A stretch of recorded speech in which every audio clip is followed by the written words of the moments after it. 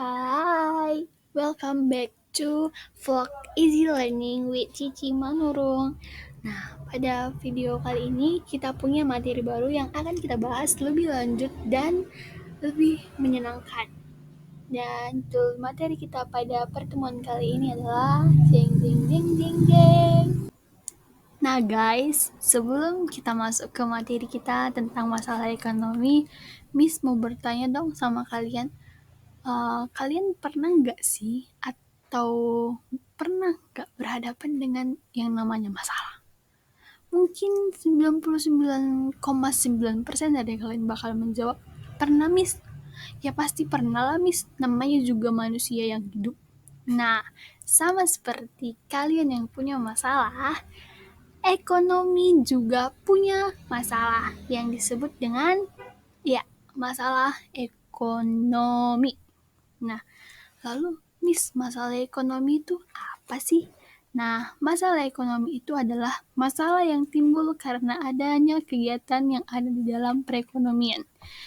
Ada nggak sih teman-teman yang pernah tahu atau pernah melakukan kegiatan ekonomi? Contohnya nih, misalnya membeli buku atau membeli hadiah untuk pacarnya. Itu kegiatan ekonomi juga nggak? Yaitu juga kegiatan ekonomi yang disebut dengan konsumsi. Nah, jenis-jenis masalah ekonomi juga ada loh teman-teman. Yang pertama itu adalah masalah ekonomi klasik dan masalah ekonomi modern.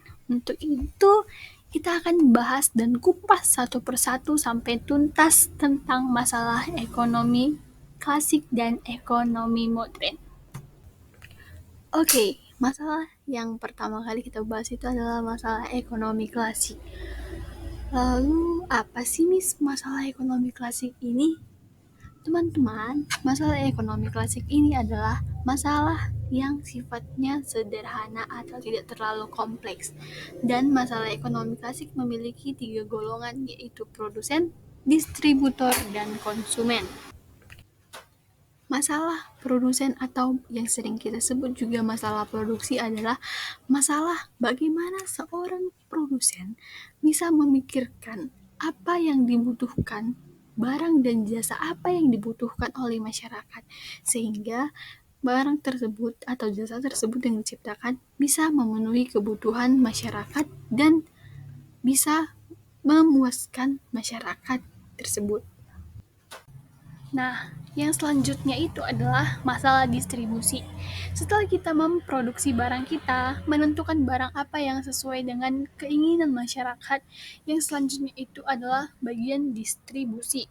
Apa itu masalah distribusi? Adalah masalah tentang bagaimana barang yang diproduksi sampai ke tangan konsumen. Jadi, yang bertanggung jawab penuh pada masalah ini adalah seorang distributor atau bagian pemasaran.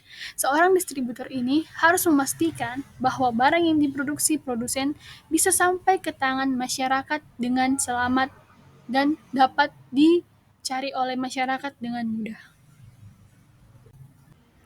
Nah, masalah terakhir itu adalah masalah konsumsi. Setelah masalah produksi dihadapi oleh produsen, masalah distribusi dihadapi oleh distributor, masalah yang terakhir adalah masalah yang akan dihadapi oleh seorang konsumen. Dalam hal ini, masalah konsumsi adalah kebijakan seorang konsumen dalam memilih barang yang akan dibeli dan dikonsumsinya.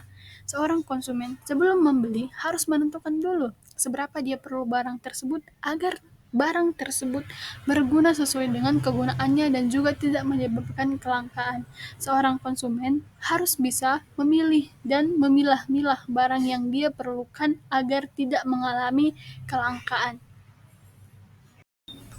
Nah, setelah kita bahas tentang masalah ekonomi klasik, selanjutnya kita akan membahas tentang masalah ekonomi modern. Jadi, masalah ekonomi modern ini di mana letak masalahnya itu adalah memenuhi kebutuhan manusia yang tak terbatas dengan sumber daya yang terbatas, sehingga masalah ekonomi modern ini sering disebut masalah yang sangat kompleks. Oke, masalah modern yang pertama itu adalah what? atau dalam artian barang dan jasa apa yang akan diproduksi serta seberapa banyak barang tersebut akan diproduksi. Jadi, masalah ini lebih kompleks dikatakan karena selain menentukan barang apa yang akan diproduksi, produsen juga harus memperhitungkan seberapa banyak dia memproduksi suatu barang tersebut agar tidak mengalami kerugian. Nah, setelah barang dan jasa sudah ditentukan jenis dan jumlahnya, maka selanjutnya adalah teknik produksinya atau bagaimana produksinya dijalankan.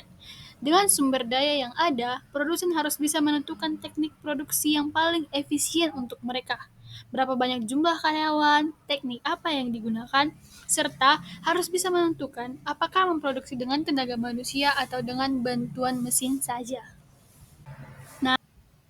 Nah, setelah kita menentukan bagaimana kita memproduksi barang tersebut, selanjutnya produsen itu harus memikirkan untuk siapa barang itu diproduksi. Masalah ini menyangkut soal siapa yang memerlukan barang dan jasa, dan juga siapa yang akan menikmati hasil dari barang dan jasa tersebut. Jadi, produsen harus menentukan kemana arah atau kemana tempat untuk memasarkan hasil produksinya ini. Nah, sampailah kita ke materi kita yang terakhir pada hari ini, yaitu sistem ekonomi. Miss, apa sih sistem ekonomi itu? Sistem ekonomi adalah cara untuk mengatur dan mengorganisasikan segala aktivitas ekonomi yang dilakukan masyarakat, pemerintah, maupun suatu swasta. Teman-teman, dalam suatu negara, sistem ekonomi adalah suatu sistem yang dianut di negara tersebut, dan tidak semua negara punya sistem ekonomi yang sama.